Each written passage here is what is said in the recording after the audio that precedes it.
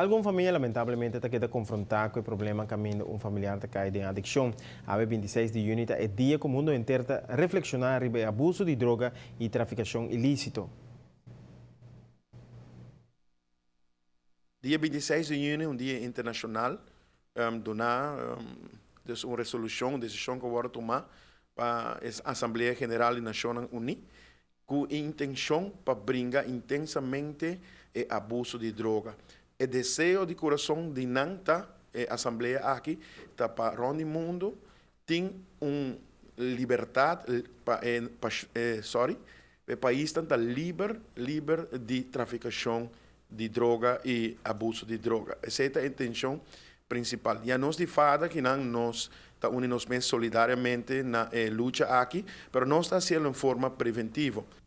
Fada tem 30 anos, tem exercer trabalho de prevenção de droga. É ordem tempo moderno e trabalho está seguir tanto via medicina social como também na escola.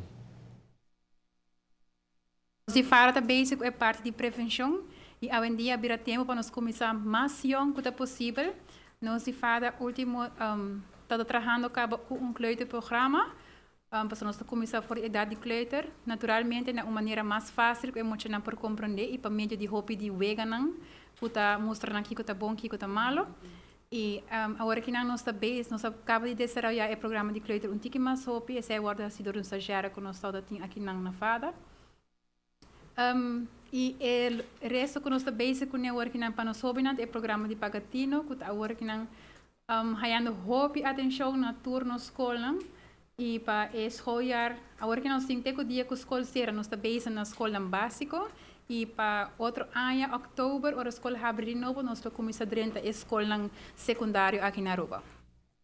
Pagatino toca diferente tópico, tanto droga, comportação, amigo e média. Cada pessoa que por escapa para evitar uma tragédia e pensei o que dá se tudo o possível para conscientizar-nos muito. Fada te desejar que a perder um ser querido de bina adicção, hope e fortaleza, especialmente no dia de hoje.